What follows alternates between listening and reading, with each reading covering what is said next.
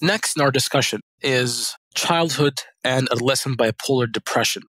As we know, the reason why this is called bipolar disorder is because it has two poles for this mood disorder. You have the depressive episodes, and you have the manias and the hypomanias.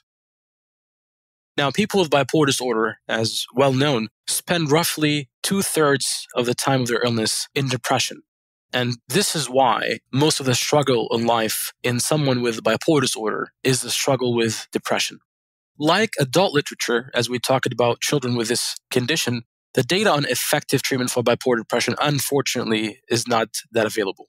Treatment of bipolar depression is a clinical challenge in children the way it is with adults. And this is due to a number of factors, which I'll try to summarize here. The first challenge from a clinical standpoint is the risk of switching to mania, or acceleration of cycling of the mood episodes, the two poles, whether the depression or the mania, when we use antidepressants, who in turn, in themselves, have a questionable efficacy in bipolar depression per se. Now, although there is possibly less switching when using certain medications, such as more serotonergic agents, more than noradrenergic agents, so using an SSRI, for example, would be better than using a tricyclical antidepressant or a SNRI.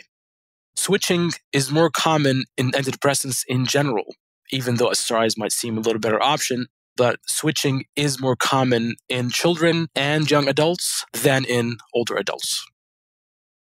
The second clinical challenge and aspect of the treatment of bipolar depression in the youth is that, with the exception of lithium and quetiapine, which can be effective as monotherapies, there is often a need to use polypharmacy and combine medications together. Now, that in itself imposes an increased risk of childhood obesity and diabetes with this combination, say, for example, of an atypical antipsychotic with an SSRI. The third clinical challenge is that there is a lack of clear guideline as to how long to keep antidepressants on board for someone with bipolar depression, especially after symptoms resolve. Do we keep the SSRIs on, for example, or do we take them away? And this, mind you, is an important thing to keep in mind just because of the risk of switching. And this in itself, as we said, is a little more frequent in youth more than adults. Hence, we have to discuss the pros and cons of keeping an antidepressant medication with the clear advent of helping depressed mood versus taking it away and risking a recurrence of a depressive episode. What are some of the agents that are worth considering in childhood bipolar depression? In the NICE guidelines, there was a meta-analysis of pharmacological interventions that met criteria to be included in analyses. Those are the studies that met the burden that the NICE network set as a standard for their analyses.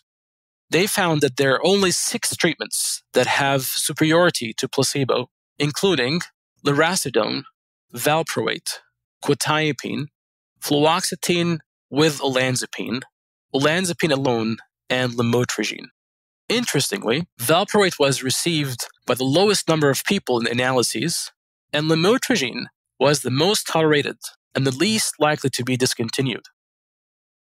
Imipramine, lithium, moclobemide, paroxetine, and ziprasidone were actually not superior to placebo. It is worth noting that only fluoxetine plus olanzapine in combination and lurasidone are FDA approved for treatment of acute pediatric bipolar depression. It is important to note that the data we have on lithium for off-label treatment of bipolar depression is based on an open-label study, not a randomized controlled trial. So how effective is lithium for bipolar depression?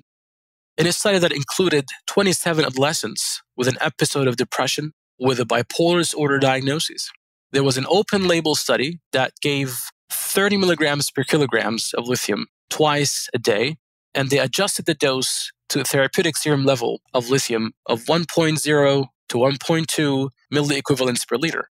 To check for the effectiveness of this intervention, they included rating scales such as the Children's Depression Rating Scale, the revised version, and the Clinical Global Impression Scales for bipolar disorder. What were the results? The results showed that scores significantly decreased from baseline to endpoint, resulting in a large effect size of 1.7. Response and remission rates both seemed to be better. For the response, it was roughly about 48%, and for the remission, it was roughly about 30% of this patient population. To summarize, bipolar depression is equally, if not more challenging of a condition to treat in children than adults with bipolar depression. The second point is, only 2 FDA-approved agents are there, and these are namely lurasidone and olanzapine plus fluoxetine. The third take-home point is that lithium might be very effective and should be seriously considered as an option, although this continues to be in need for more evidence from research in this population.